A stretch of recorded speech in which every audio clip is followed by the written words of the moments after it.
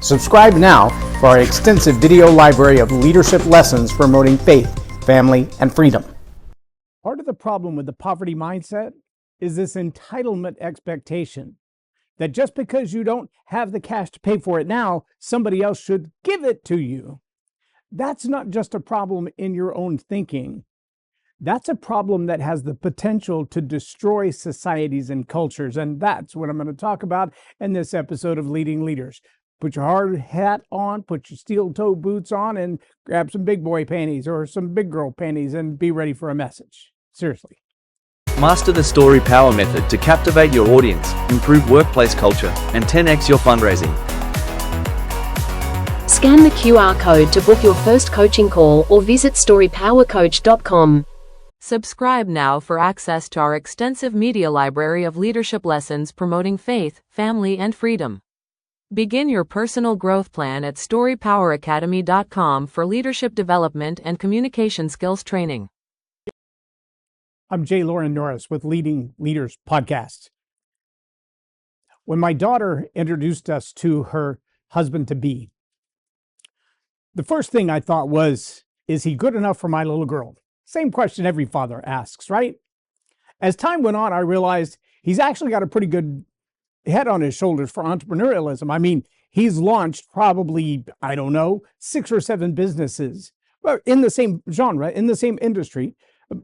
He's got a college degree. He had a solid job. He's had the wherewithal to start working for other people when cash flow was an issue. And he's had the wherewithal to start his own businesses. And they do 7 figures now, sometimes 8. And part of me looks at that and says, I'm so ecstatic that my daughter found someone that maybe I was curious about up front, but now she has a provider who actually provides for her, takes care of her better than I do. In fact, sometimes he and I have that side conversation. Not that she's ignorant to it. She's heard us say it, but he says, that little girl is spoiled. And I'm like, I know, but I didn't do that. You did. She's spoiled. She has high expectations. Now, she still works a full-time job and raises 6 boys, including a pair of twins that are under the age of 2. That's a lot of work. That's hard work. But you know what she doesn't do? You know what she doesn't allow? Sit around and do nothing and expect everybody to feed you. Sit around and expect everybody to do it for you. Her boys are still expected. Clean up your room. Do your laundry. Yes, it's a constant battle. I don't know any parents who don't have that constant battle. Clean up your room. Get the stuff out from under your bed. That's part of cleaning your room. Put your dirty clothes in the laundry. It's part of cleaning your room. Take care of your own dishes. And at some point in time, we hand off some of the grown-up chores to our kids. I mean, I did. You're at a certain age, we expect you to babysit. You're at a certain age, we expect you to do dishes. You're at a certain age, we expect you to help with the yard. You're at a certain age, take care of your own car. Learn how to rotate the tires. Learn where to take it for an oil change or do your own. I mean, just before my son went off to the Air Force, he had his car in my driveway with my oil bucket underneath his car doing his own oil change because he'd rather do that than pay somebody else to do it. He wants to know who's turning wrenches on his car. I love that level of responsibility, changing his own spark plugs. I want to see people take ownership of the things that they're responsible for. And that level of responsibility changes a lot. Now, whether you're listening to Nick Freitas or you're listening to Jordan Peterson or you're listening to the average psychologist about kids, one thing that you have to admit, all of them come into this world with this incredible selfish streak. I mean, the 2 first words, all 4 of my children, all 13 of our grandchildren, when it comes to that first word, now, yes, Coda doesn't use many words yet, but I bet the twins are using no and mine. They seem to be the first 2 words they learn, maybe right around the same time they learn mom and dad, or mommy and daddy. But mine and no are right at the top of the list. Why? Because we're all born a little bit selfish. We're also all born with that willingness in us that if it's mine, I'm going to take it from you. And if it's not mine, but I want it to be mine, I'm going to take it from you. And if I have to hurt you in the process of taking it from you, so be it. You should give it over very quickly. How do I know this? Because I've raised a bunch of these little toddler tyrants. I've seen them fight with the dog, fight with the cat, fight with each other, fight with the neighbor over mine. I've watched them accidentally lock something inside the dog crate and then throw an absolute temper tantrum because they expect somebody else to get it out of the dog crate. I'm like, well, you put it in there. How did you get it in there? And in some ways, they're like that little kid who got himself stuck in the bars on the balcony of his apartment. And his dad was trying to pull the bars apart. They called the fire department. They were about ready to take a saw and cut the bars. And while they're going through this process, the little kid steps through the bars from the other side. His head wouldn't fit, but his entire body did. That's how he got there. There's this balance between, I want it, I'll fight you for it, and I don't really get it. That's kind of the nature of immaturity. Yeah, I'm giving you a long pause there for just a moment because I want you to understand that 2-year-olds, 3-year-olds, 5-year-olds, 10-year-olds, 13-year-olds, 22-year-olds are not the only ones that are immature. There's another word for it. Barbarism. Barbarism. The one who's willing to fight to get what he wants, even if he has no right to it. He doesn't deserve it. It's not supposed to be his. It wasn't his to begin with, but by golly, he's going to put up a fight to get it from you. And if you've watched two little boys or a little boy and a little girl or two little girls fight over something that you're not even sure who owned it in the first place, where did it come from? I mean, go to a little classroom sometimes where there's preschoolers. They don't own any of that stuff. All those toys were there when they got there. It's not mine and it's not yours. It belongs to the school. But the same fight will break out. The same level of, I deserve it, I own it, will break out. In today's message, what I really want to reinforce for you is the power of capitalism as it applies to our society. Now, I know a lot of people would immediately go to the economic structure and go, well, capitalism has made a whole lot of millionaires and left other people broke. Yeah, but you better be asking yourself why. And socialism, communism, it's about making everybody equal and we all get the same amount. So those who have too much, they redistribute the wealth. Yeah, you better ask why. And then be honest with yourself, because for the 100+ years that communism and socialism have been afoot, taking other people's stuff, barbarism, almost always leads to a battle. I mean, there's a certain extent that I might look at my plate and go, well, I was a pig. I put 7 slices of pizza on my plate at the buffet. I don't really need 7 slices. So to take 3 of my 7 slices and give them to the guy next to me who has no slices, that almost seems common sense. It's an entirely different thing when someone comes to me and puts a fork in my eye and says, look, you have a piece of pizza, they have no pizza. Give them your pizza, or I'll poke you in the eye with a fork. That's a whole different thing. And I hate to point out the obvious, but to date, there has never been a successful campaign of socialism or communism where redistribution of wealth happened without the threat of force or violence. In fact, hundreds of millions of people are dead because they wouldn't share the way they were told to by the dictators and the tyrants that wanted sharing to happen. Ironically, the people who seem to rise to the top in those structures, the socialism, communism, Marxism concepts, they have more than plenty because they deserve it, because it's theirs. The same people who say, we don't need borders, have fences around their house. We don't need the Second Amendment, have armed security protecting them. You don't need that much money, and yet they're floating in it. Antifa? Does that ring a bell? Black Lives Matter? There was a woman who was the founder of that organization as it rose up, who was later found to have said, I don't think everybody needs that kind of money. She really supported the Marxist, socialist, communist ideas. And yet, she bought 4 properties with money that was donated to the nonprofit so that she could grow her own personal wealth and family legacy. I'm not saying she didn't work for it. I'm just saying that ain't the way you're supposed to do it.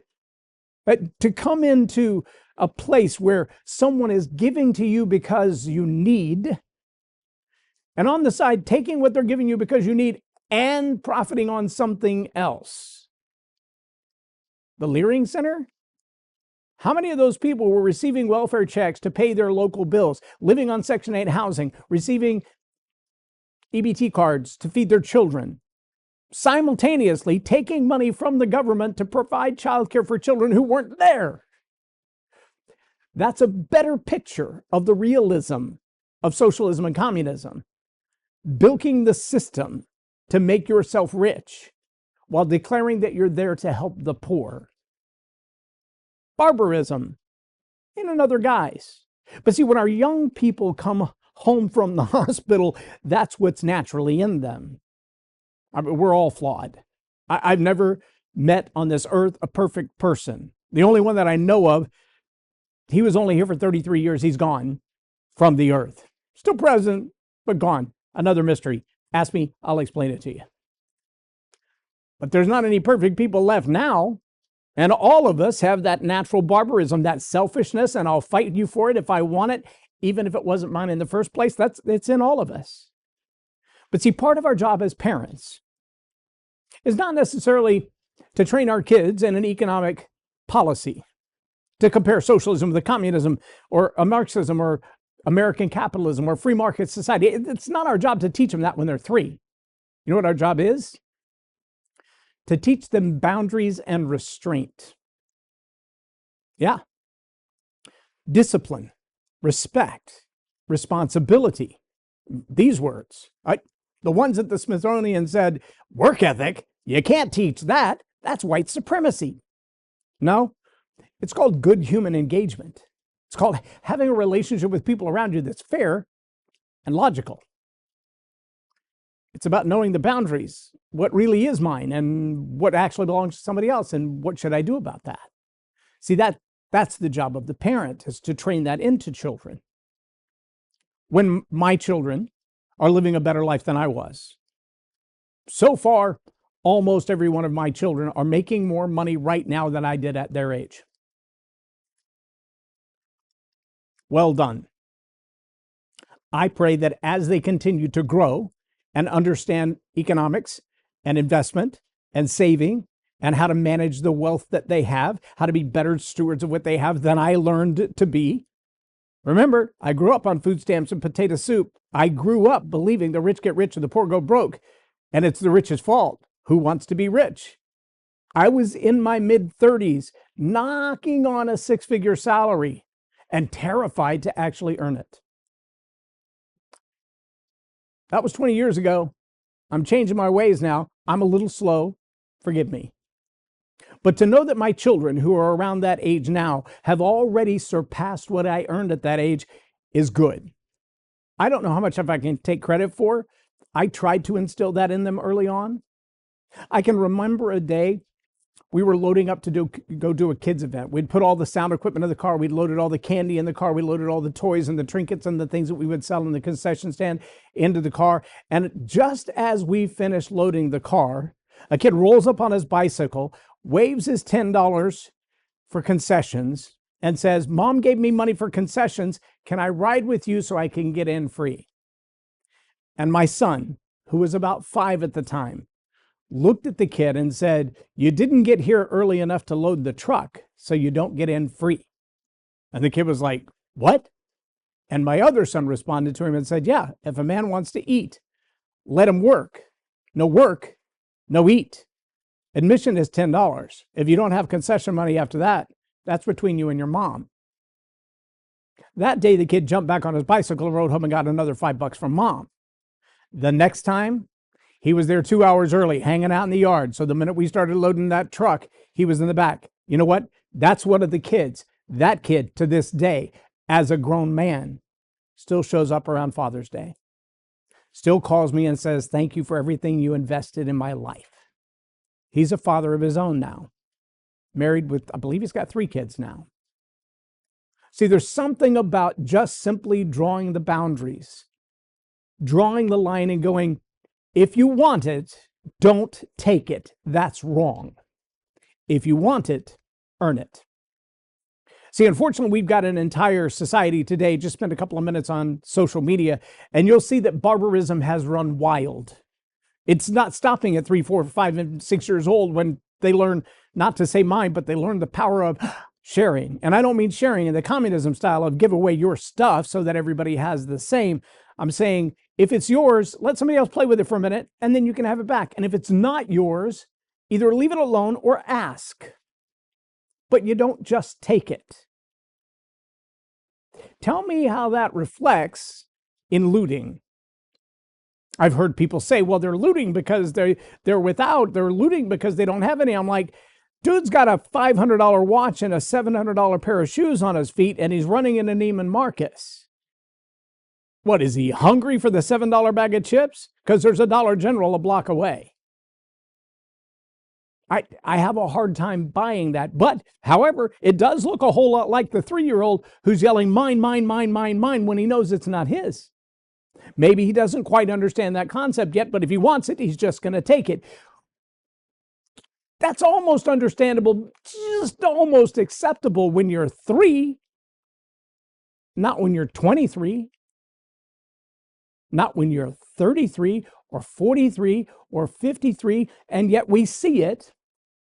People who get elected to office and immediately fraud pops up and they're like, well, where did that come from? You're like, I don't know. All the money seems to be in your account. From whence cometh such large investments? These people that go into a government job, the salary is $70,000, $80,000 a year, but they got millions in the bank. From whence cometh? Barbarism. See, they bought into the idea that socialism and communism makes everybody wealth and we all rise together. The wealth becomes everybody's wealth. We're going to share the wealth of the billionaires. They don't need billions. They should give me $1 million or $2 million. But that's not working. That's entitlement. It's demand. It's barbarism. It's the young one who says, it's mine, I'm going to take it. And when we see that become at the end of the fork or the end of the bayonet or the hole puncher, it's in that moment that we realize that this process only works when someone forces it to work, because eventually you will always run out of somebody else's money. And then we have looting. And now we're on the border of anarchy. And now whatever structure of government you have doesn't matter. I was listening to a report of how everything from the DOJ to the Department of Energy to the Department of War is looking at what could be the result of the next pandemic. And someone said, because of the way that things are accelerating and what we've seen from the last pandemic and the riots that have broken out all over the world, some of them with just cause and some of them just because. When you put that volatility together, the distrust of so many governments after what happened in the last pandemic, the willingness to go out and steal, maraud, act as barbarians, when you put those two things together, you've got the perfect storm. And this particular analyst said it's realistic, not just in the US, but globally, that from the announcement of the pandemic to utter anarchy, 6 days. What? 6 days. Think about what we've seen in these, what do they call them? Teen takeovers. We've seen them with cars in the middle of intersections. We've seen them recently, was it Milwaukee this last weekend, a teen takeover, and they literally were just randomly beating anybody that they chose to. No cause, just because. Several officers injured.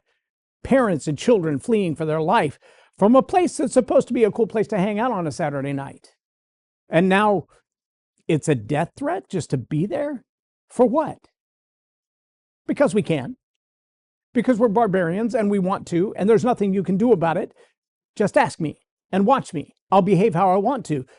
You've heard me say it. I watch a lot of these cop videos. The level of defiance, of entitlement that so many people have when they're encountered by the police. Are there corrupt police officers? Yes. Are there police officers who do things in a stop that they don't have any right to do? Yes. Do some of them push the bounds of the law? Yes. Is that the majority? Not that I've seen. What seems to be the majority is arrogant, bombastic, loud, entitled, rebellious people who can't get out of their own way. People who would have gotten a speeding ticket, but their mouth starts running.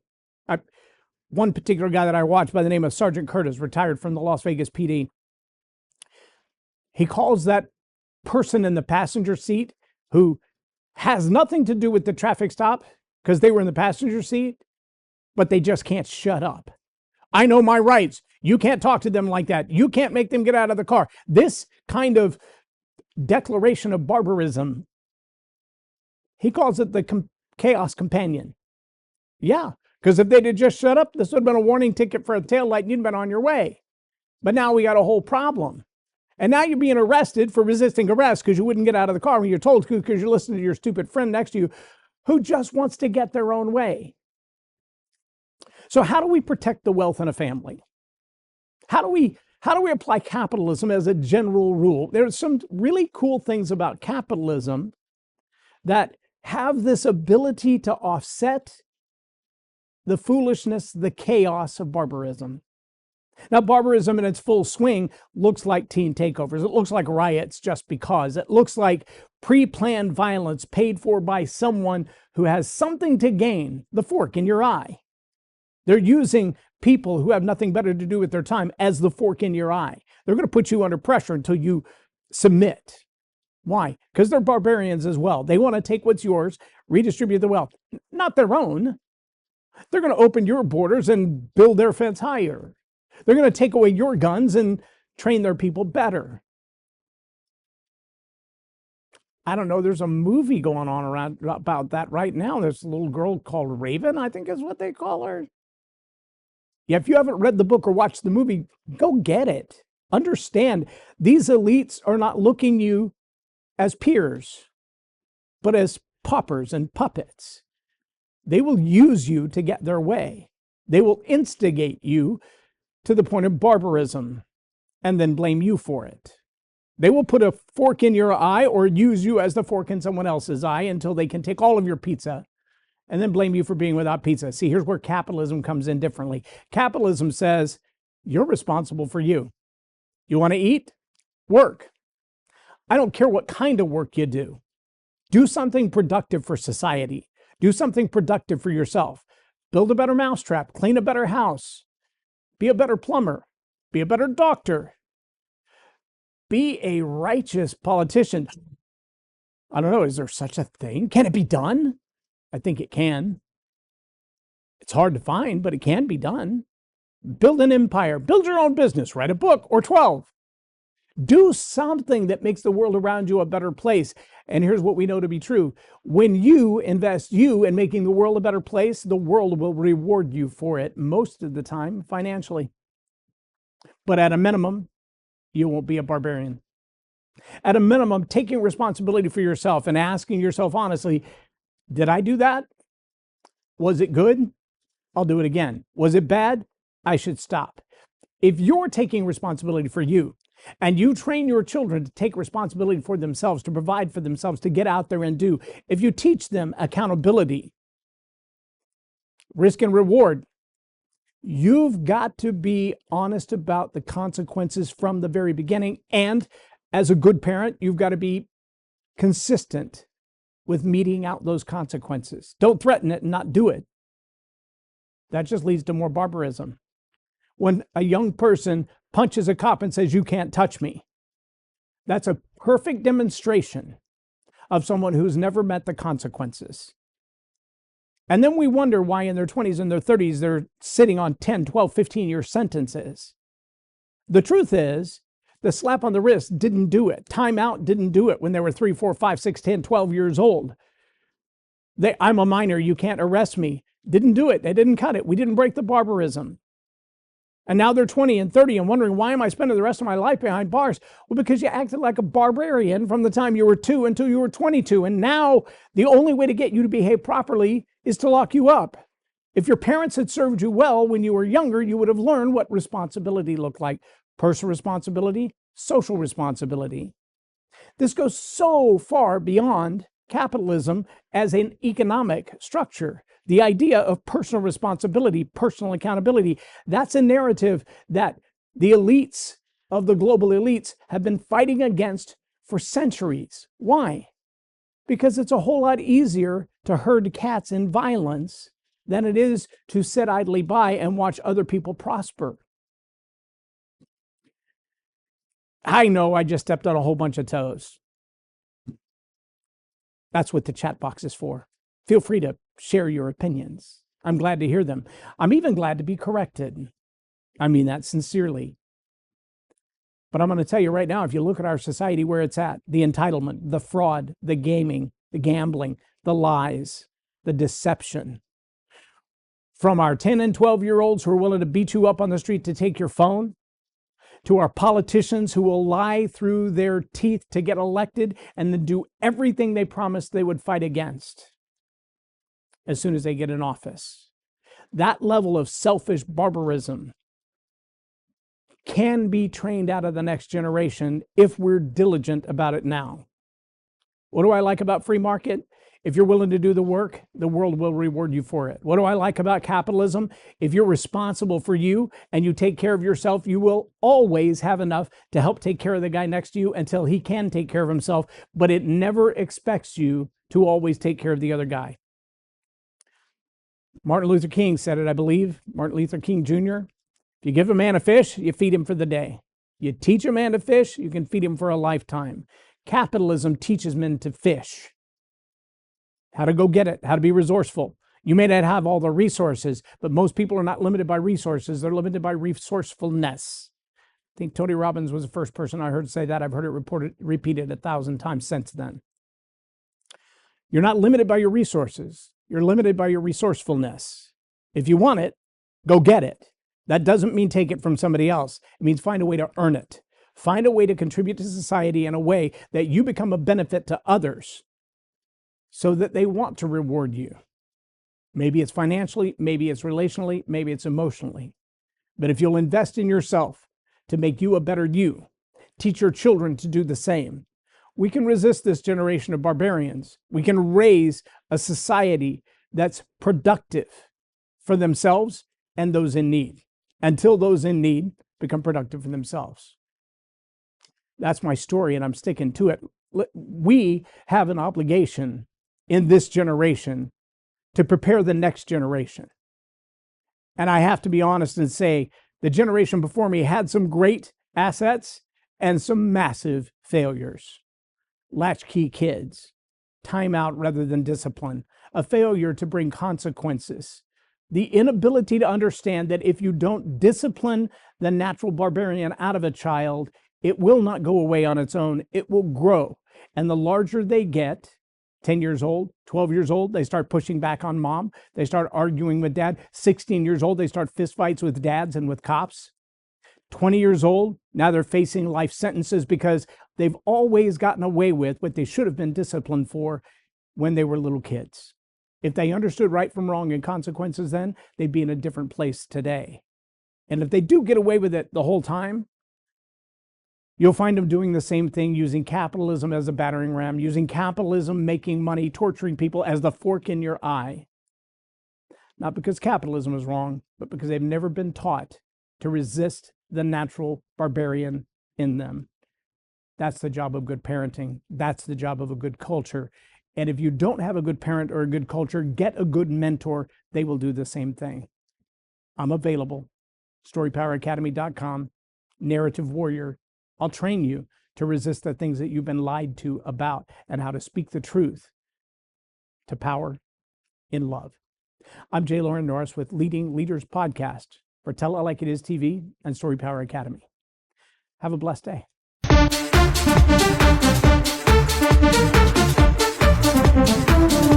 Think storytelling's just for bedtime? Nah, it's the secret sauce for business magic. Stuck in a rut with bland pitches and yawning clients? Enter Boost Your Business with Story Power. 6 weeks of epic storytelling training. It's like leveling up in a video game but for your career. Master the art of narrative and watch connections blossom like a viral TikTok. Simple, impactful, and game-changing. Ready to transform your biz vibes? Dive in now and make storytelling your superpower. If you've ever been in that moment where you hear someone telling something to someone you care about, a spouse, a student, a coworker, your own kids, yourself, and as you're hearing what they're saying, you're thinking, well, that it sounds so intelligent. They express it so well, but it just doesn't ring as true. It seems like I've heard something different than that before, and I'm just not buying into it. But I don't know what to do about it. There's a new event coming up called Kingdom Cohort. This is an online course. It's virtual. You can attend the entire thing and never come to the studio if that's what you want to do. It's 18 weeks of 30-minute courses that you can study on your own at your own pace. There's some homework assignments to help you get the best out of that 30 minutes. And then there's a 2-hour call for each of those courses. 6 calls for each course, total of 18. And over the next 18 weeks, you can walk through this entire program to help you identify lies, tell better stories, and understand how these stories work together to build brand and culture through your leadership skills, using the stories of the things you've already lived through. If that sounds fascinating to you, click that QR code and get involved as quickly as you can. Master the Story Power method to captivate your audience, improve workplace culture, and 10x your fundraising. Scan the QR code to book your first coaching call or visit storypowercoach.com. Subscribe now for our extensive video library of leadership lessons promoting faith, family, and freedom.